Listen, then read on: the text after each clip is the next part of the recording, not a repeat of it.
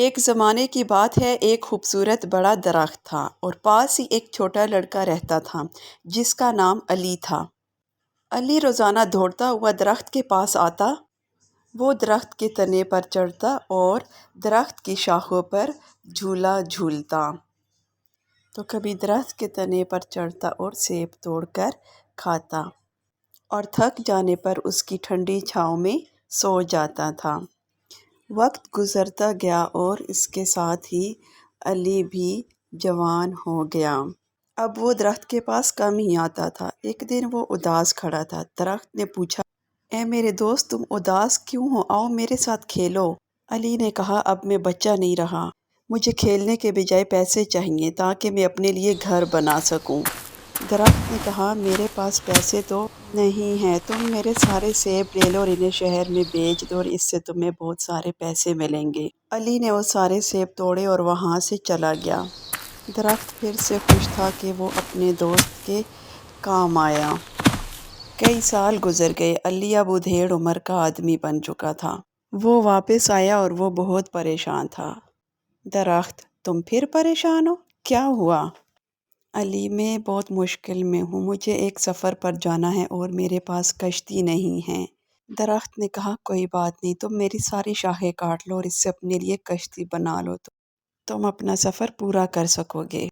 علی نے کلہاڑی اٹھائی، درخت کی ساری شاخیں کاٹیں اور کشتی بنا کر سمندر کے سفر پر نکل گیا۔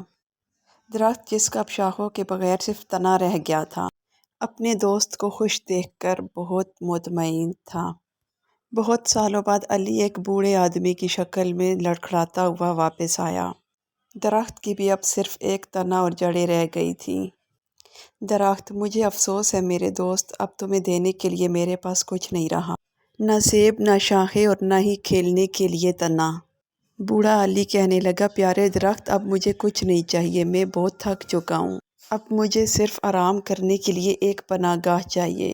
درخت نرمی سے بولا، تو ٹھیک ہے، میرے بچا ہوا تنا کا نچلا حصہ اور میری پرانی جڑیں ہی تمہارے لیے سب سے بہترین جگہ ہیں۔ آؤ یہاں میرے پاس بیٹھ جاؤ اور سکون کرو۔ بوڑھا علی مسکرایا اور درخت کی مضبوط جڑوں کے ساتھ ٹیک لگا کر بیٹھ گیا۔ درخت بہت خوش تھا کیونکہ وہ اپنے آخری وقت تک بھی اپنے دوست کے کام آیا۔